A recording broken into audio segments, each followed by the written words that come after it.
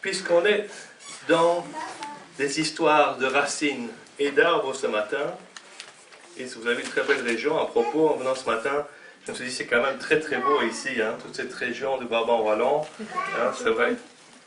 Je vous envie, mais enfin bon. Romains chapitre 11, on va ouvrir la parole de Dieu.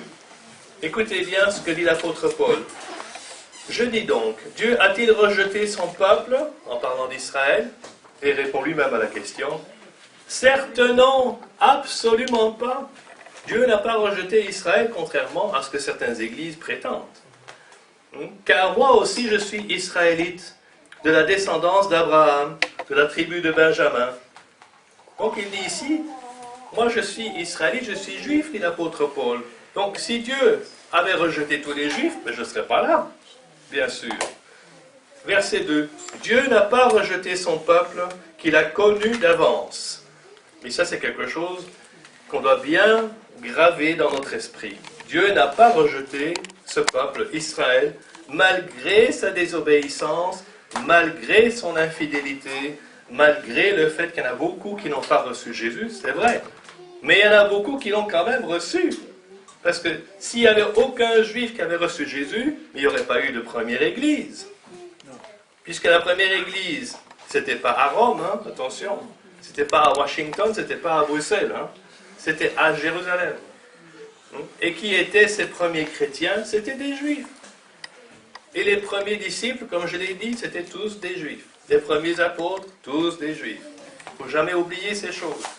Ce n'est pas pour les mettre sur un piédestal, mais c'est la réalité. C'est comme ça. Il faut que nous réalisions que les racines de notre foi, elles se trouvent à Jérusalem et pas à Rome, ni à Washington, ni ailleurs. C'est très important de nous rappeler de cela. Dieu n'a pas rejeté son peuple qu'il a connu d'avance. Et moi je dis merci Seigneur, parce que, vous savez, avec la théologie de remplacement, moi je dis on met en doute la fidélité de Dieu envers Israël et envers les gens, envers les hommes. Parce que si Dieu, admettons, avait rejeté Israël parce qu'ils ont désobéi, ils ont été infidèles, c'est vrai, lisez la Bible, vous le verrez, c'est clairement indiqué. La Bible est un livre honnête, qui ne nous montre pas un peuple parfait, qui n'a jamais péché, qui n'a jamais chuté, pas du tout. Il nous montre tous ses défauts, toutes ses désobéissances, n'est-ce pas? Et malgré tout, Dieu lui est resté fidèle. Dieu ne l'a pas rejeté. Dieu n'a pas rejeté son peuple qu'il a connu d'avance. Parce que s'il l'avait rejeté, même à cause de son infidélité, moi je dis, alors à Église, attention, accrochez-vous à vos chaises, parce que l'Église aussi a désobéi. L'Église aussi s'est détournée de Dieu. L'Église aussi a mal agi. Alors si Dieu a rejeté Israël, bientôt il va aussi devoir rejeter l'Église. Ah oui, s'il est juste, c'est ce qu'il va devoir faire, parce que les chrétiens ne sont pas parfaits. On est d'accord?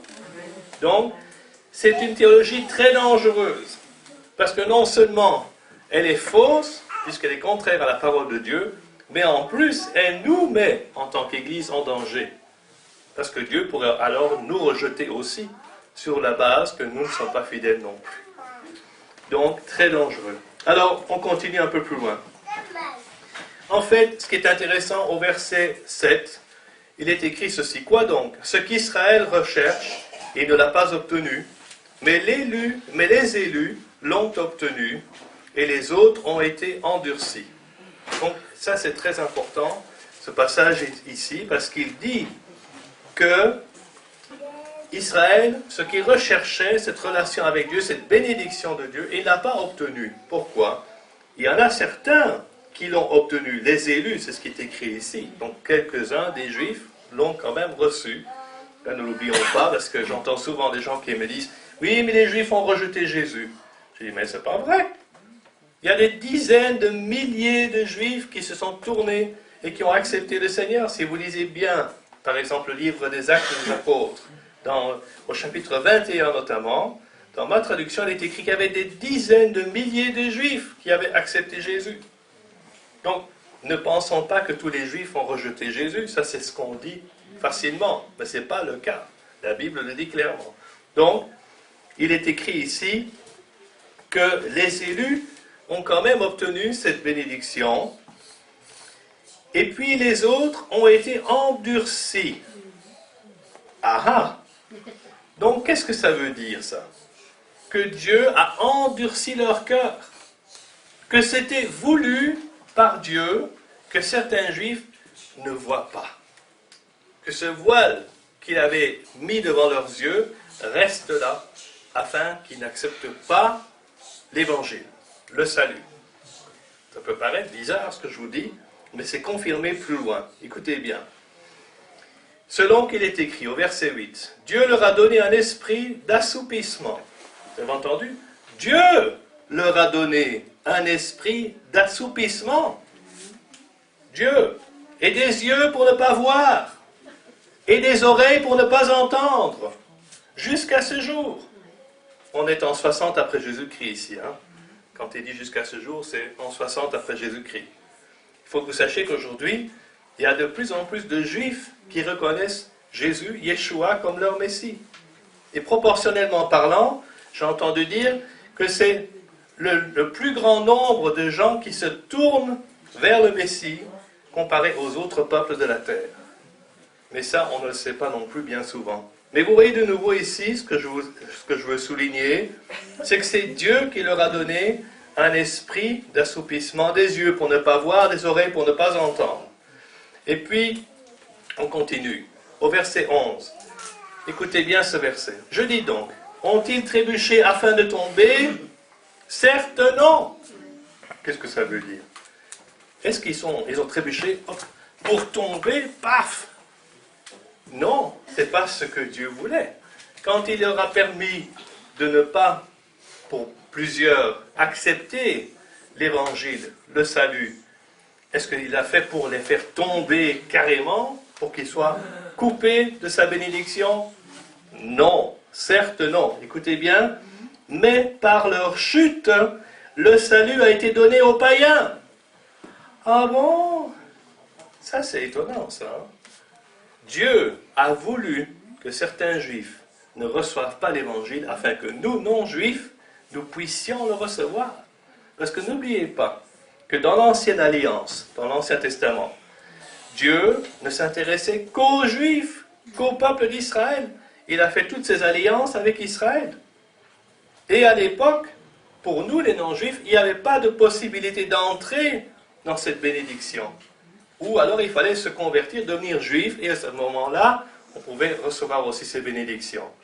Donc, on était exclus. C'est ce que dit aussi Philippiens, chapitre 2, si je ne me trompe, hein, que nous étions séparés des promesses de Dieu, des alliances, etc. Mais qu'à travers Jésus, nous avons été réunis à eux. C'est-à-dire qu'il n'a pas abattu l'olivier franc, pour nous mettre, nous, l'olivier sauvage à sa place. Non, ça c'est la théologie de remplacement. Qu'est-ce qu'il a fait? Il a pris les branches de ces oliviers sauvages, c'est-à-dire nous, les non-juifs, qui ont cru en Dieu, et il nous a greffés sur le peuple d'Israël, l'olivier franc.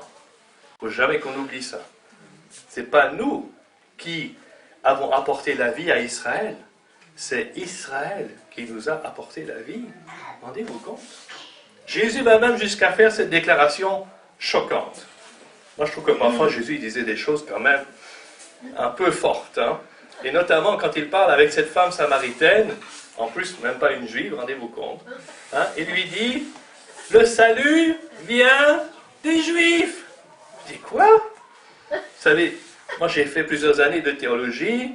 Je suis allé à l'école biblique, et Étienne aussi, mais on ne m'a jamais dit le salut vient des Juifs. On t'a dit ça, toi? Non. Hein? Mais non, parce que souvent on nous dit le salut vient de Dieu. C'est vrai. Le salut vient par la foi en Jésus-Christ. C'est vrai. Le salut vient par l'Esprit de Dieu qui nous incite à nous repentir. Et c'est vrai toutes ces choses. Mais Jésus dit le salut vient des Juifs. Hein? Comment est-ce que tu peux dire ça? C'est bizarre, ça. En plus, en t'adressant à une femme samaritaine qui n'est même pas juive, excuse-moi, mais c'est quand même choquant, non? Hein? Un peu de décence, un peu de respect. pour cette dame, cette Samaritaine. En plus, les Juifs et les Samaritains ne s'entendaient pas. Jusqu'à aujourd'hui d'ailleurs. Donc, pourquoi est-ce qu'il dit cela? Parce que c'est le peuple que Dieu a choisi. Que ça nous plaise, que ça ne nous plaise pas, ça n'a pas d'importance, c'est comme ça. Il y a beaucoup de gens qui ont des préjugés vis-à-vis des Juifs, encore aujourd'hui. Si vous parlez avec des gens, il y en a certains qui vont vous dire « Ah, c'est sale, Juif ». Ah, bon, moi je veux bien qu'il y en ait certains qui ne soient pas propres parce qu'ils ne se lavent pas parmi les Juifs. Mais enfin, on ne peut pas dire qu'ils sont tous sales. Hein. C'est vrai qu'il y en a parfois qui ne sont peut-être pas très bons parce qu'ils ont oublié de se laver le matin, mais on ne peut pas dire que tous les Juifs soient sales. Et puis, on a ce stéréotype aussi dans notre esprit, les Juifs aiment l'argent.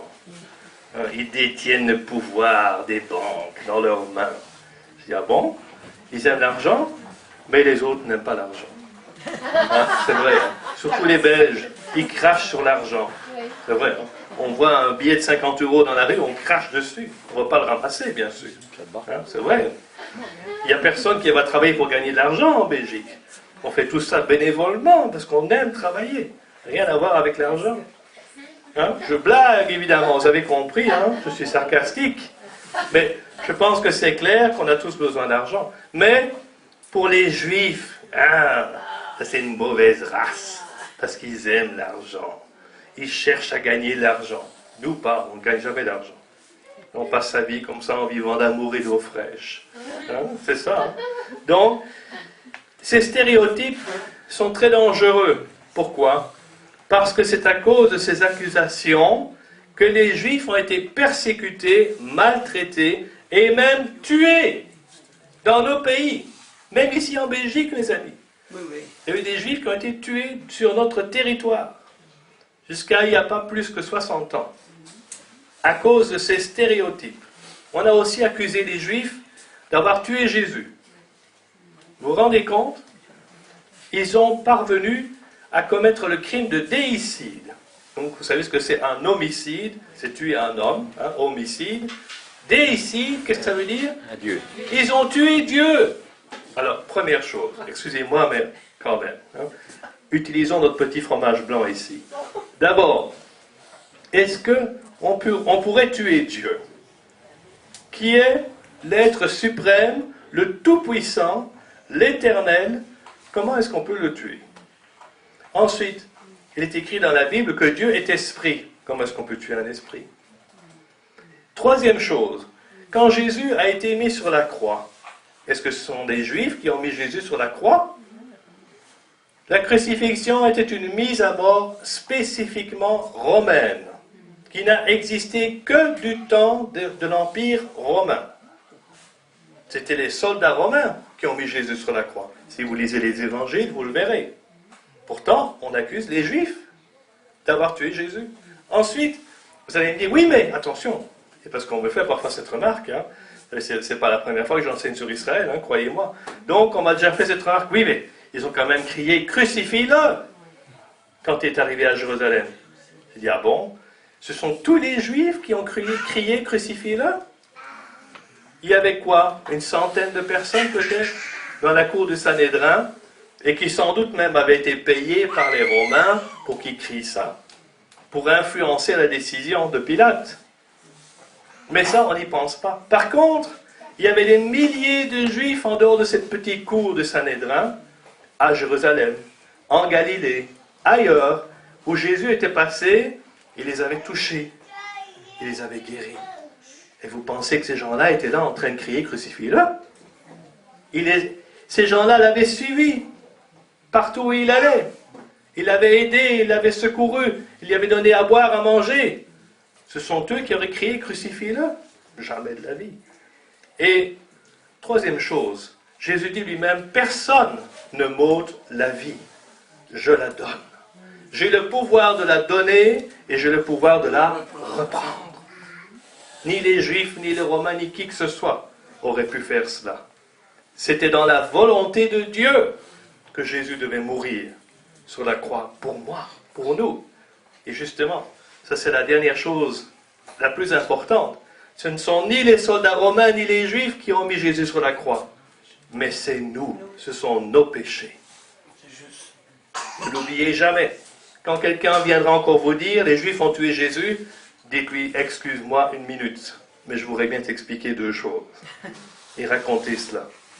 Parce que malheureusement, ça c'est un stéréotype qui est encore bien présent dans la tête de beaucoup de gens aujourd'hui, même ici en Belgique. Et ça, ce sont des vieilles légendes qui attisent la haine du Juif.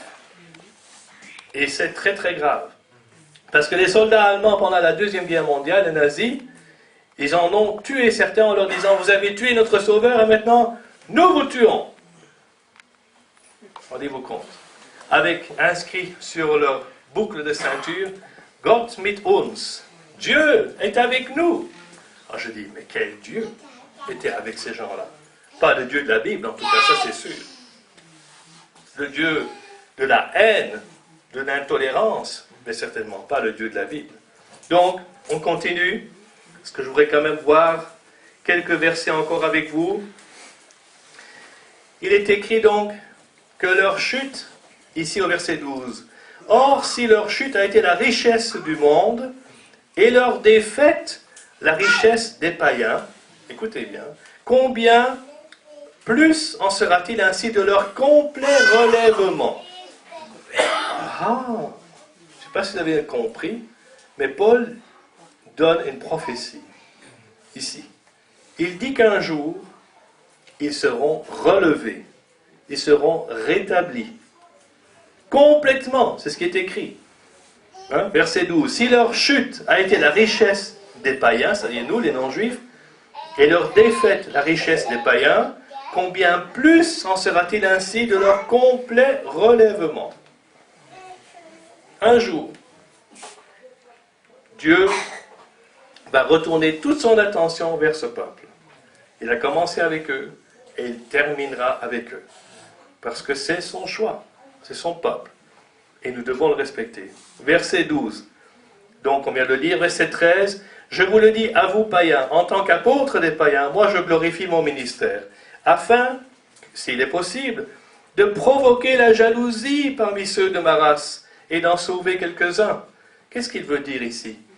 C'est que nous devrions, en tant que non-juifs, provoquer les juifs à la jalousie en leur montrant que nous avons reçu tout ce qui leur appartient finalement. Nous avons leur Bible, nous connaissons leur Dieu, nous avons reçu leur Messie, nous avons tout ce qui leur appartient nous a été donné. Et que quelque part, ils devraient être jaloux de ces choses. Ils devraient comprendre que nous avons reçu la paix avec Dieu, le pardon, la joie, la vie éternelle, grâce à leur Dieu. Et c'est de cela qu'ils devraient être jaloux. Pas de ce que j'ai sur mon compte en banque ou de ma belle voiture ou qu'est-ce que je sais. Ils devraient être jaloux de ce que moi je connaisse leur Dieu. Et est-ce que c'est de cette façon-là que nous les rendons jaloux aujourd'hui?